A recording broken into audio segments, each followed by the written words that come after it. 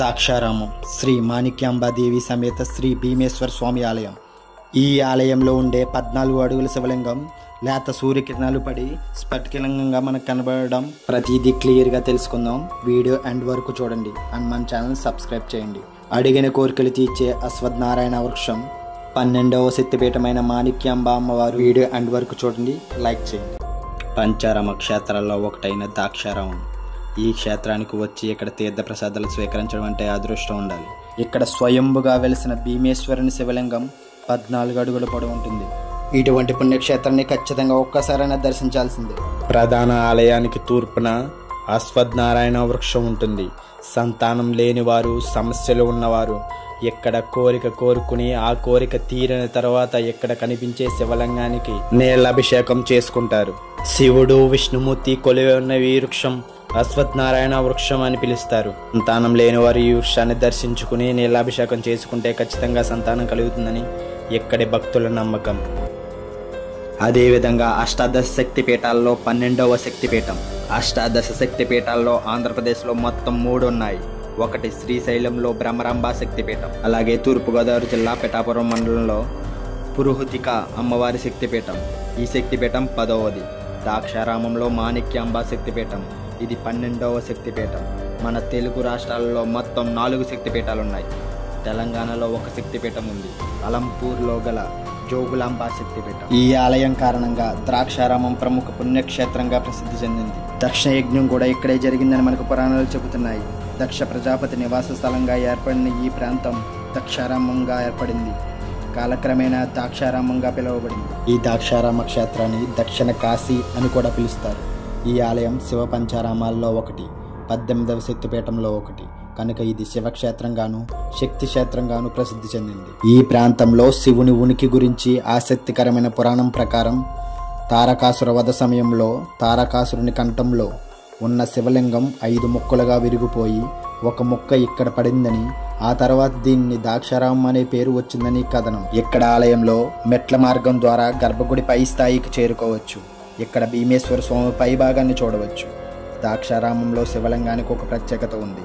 తెల్లవారుజామున లేత సూర్యకాంతి శివలింగంపై పడుతుంది. శివలింగం స్ఫటిక ఆకృతిలో ఉంటుంది. శివలింగం పై భాగంలో నల్లటి చారలు మనకు కనిపిస్తాయి. శివుడు అర్జునుడితో యుద్ధం చేసినప్పుడు వేటగాడి వేషంలో ఉన్నప్పుడు ధరించిన పులి చర్మానికి సంబంధించిన గుర్తులని ఇక్కడ భక్తుల నమ్మకం. ఈ భీమేశ్వరునికి 8 దిక్కులలోనూ 8 శివలింగాలను చంద్రుడు స్వయంగా ప్రతిష్ఠించాడని విశ్వసించబడుతుంది. వీటినే అష్టలింగములు లేదా అష్ట సోమేశ్వరంలో అంటారు. తూర్పున కోలంక, పరమడన గుంటూరు, దక్షిణాన కోటిపల్లి, ఉత్తరాన బెల్ల, ఆగ్నేయంలో దంగేరు, నైరుతిలో కోరిమిల్లి, వాయువ్యంలో సోమేశ్వరం, ఈశాన్యాన పెనుమల్ల ప్రాంతాలలో ఈ అష్ట సోమేశ్వరాల ఆలయాలు ఉన్నాయి. ఈ భీమేశ్వరుని ఆలయ ప్రాంగణంలో ఇంద్రేశ్వర, యజ్ఞేశ్వర, సిద్ధేశ్వర, యోగేశ్వర, యమేశ్వర, కాళేశ్వర, వీరభద్రేశ్వర లింగాలు దర్శనమిస్తాయి.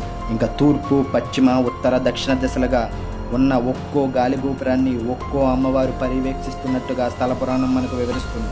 ఎంతటి ప్రసిద్ధి చెందిన ఈ క్షేత్రానికి మీరు ఇంతకు ముందు వచ్చుంటే కామెంట్ చేయండి అండ్ మన వీడియోని లైక్ చేయండి. ఈ ఆలయ ప్రాంగణంలో ఈశాన్యంలో అష్టాదశ శక్తి పీఠాలలో 12వ శక్తిపీఠమైన మాణిక్యాంబ ఆలయం కొలువై ఉంటుంది. శ్రీ లక్ష్మీనారాయణుడు ఈ క్షేత్రానికి క్షేత్ర పాలకుడుగా ఉన్నాడు. ద్రాక్షారామం త్రిలింగ క్షేత్రాలలో ఒకటిగా, పంచారామాల్లో ఒకటిగా, దక్షిణ కాశీగా ప్రసిద్ధి చెందింది. ఈ క్షేత్రాన్ని గురించి శ్రీనాథ కవి సార్వభౌముడు తన కావ్యాల్లో పేర్కొన్నాడు. ఇక్కడ స్వామివారిని అభిషేకించడానికి 7 ఋషులు కలిసి గోదావరిని తీసుకువచ్చారని పురాణ కథనాలు వర్ణిస్తున్నాయి. అందువలన అంతర్వాహినిగా ప్రవహించే ఈ గోదావరిని సప్త గోదావరి అని పిలుస్తూ ఉంటారు. ఇక్కడ పంచలోహ విగ్రహాలు ఆమ్రమూర్తులు 8వ శతాబ్దం నుంచి ఉన్నవిగా భావిస్తున్నారు. ఈ ఆలయాన్ని మరియు సామర్లకోటలో ఉన్న భీమేశ్వర ఆలయాన్ని కూడా చాళుక్య రాజైన భీముడు నిర్మించాడని చెబుతారు. అందుకే ఈ 2 గుడులు ఒకే రీతిగా ఉండడమే కాక రెండి నిర్మాణానికి ఉపయోగించిన రాయి కూడా ఒకే రకంగా ఉండడం ఇక్కడ విశేషం. ఈ క్షేత్రాన్ని గురించి ప్రశంస శ్రీనాథ కవి భీమేశ్వరుడు పురాణాల్లో వివరించారు. ద్రాక్షారామ భీమేశ్వర ఆలయం కోనసీమ జిల్లా రామచంద్రపురం మండలం ద్రాక్షారామం అనే గ్రామంలో ఉంటుంది.